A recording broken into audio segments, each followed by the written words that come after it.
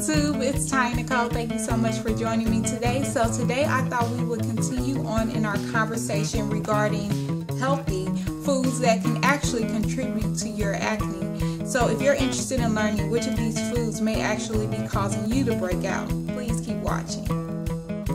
Okay, so in the previous video we talked about how dairy, the notorious dairy, can actually cause some breakouts. So if you haven't checked out that previous video, go ahead and do that. The link is up there because in that video I give you some alternatives to dairy so that you won't have those breakouts. Okay, so in today's video we are going to be discussing gluten, gluten containing grains, because gluten can actually contribute to some irritation that is seen in the skin.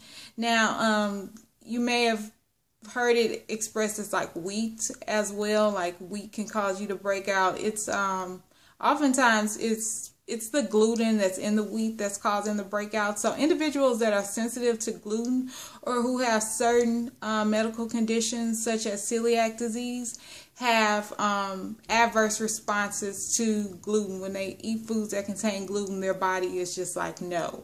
So what pretty much happens is the gluten causes damage to the intestines, to the gut, when you consume gluten containing products. So that damage can not only occur in the gut, but it can also manifest in other parts of the body. So it's just important that if you're sensitive to gluten or if you have certain medical conditions that prohibit your consumption of gluten, that you practice a gluten-free diet, which is actually pretty common these days. Like even individuals who don't have gluten sensitivity or have like celiac disease will still do a gluten-free diet. And there are a lot of different products on the market that are gluten-free for individuals to choose from. That wasn't so several years ago, but now there are a lot of options. So let's talk about what foods actually contain gluten. Now, the big three are wheat, rye, and barley.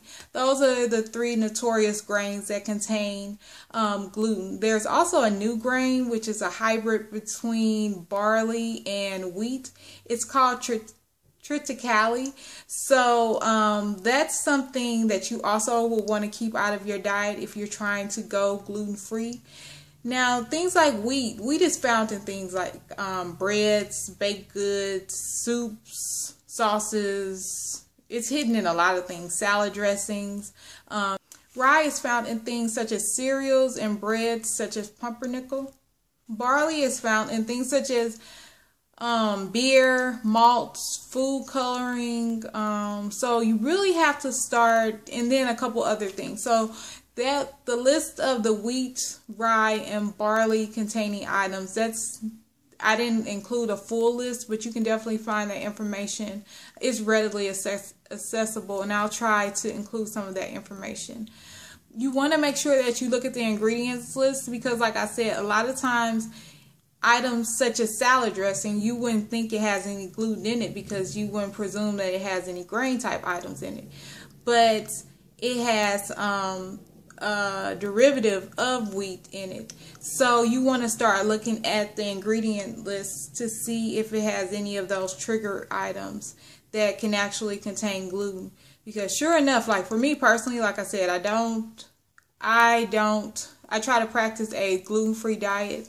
So I will definitely look at the ingredient list to see if there's anything on there that can potentially contain gluten and lead to a breakout. So instead of having things like wheat, rye, barley, and triticale, there are alternatives. So rice doesn't contain gluten. Neither do oats. But the thing with oats are easily cross-contaminated by grains that do contain gluten.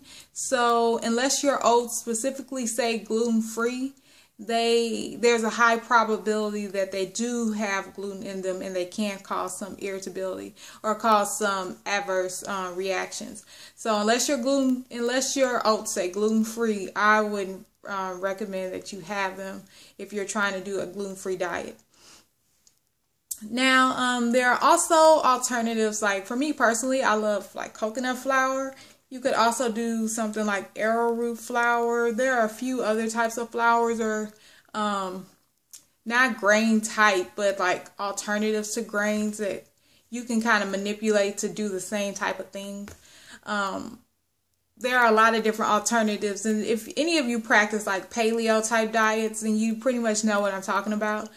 Like I said, almond meal or like coconut flour are two really popular flours that you can use in instead of like wheat, like whole wheat flour or wheat flour.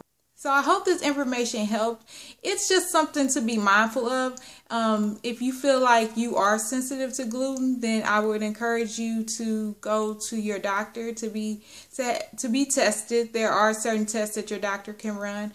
Also, if you have like a family history of celiac disease, or if you are of certain populations, then you may be at a higher you might have a higher risk of having or developing celiac disease. So you want your doctor to evaluate that as well. And then also make sure you tell the doctor any symptoms that you may be having that are also associated with gluten sensitivity or celiac disease, such as fatigue, bloating, gas, just like a variety of symptoms. So yeah, I would definitely encourage you to go see your doctor and talk to your doctor about your concerns, and perhaps from that point on, maybe going on a gluten-free diet, an elimination diet, just for a while, cutting gluten and gluten-containing products out of your diet to see if that actually helps alleviate not only your acne, but any type of like gut symptoms or, like bowel symptoms that you may be dealing with. So I hope this information helped. If you all have any questions or comments, make sure you list them below. And if you enjoyed this video, please give it a thumbs up. Thank you so much. I love you all. God bless. Bye-bye.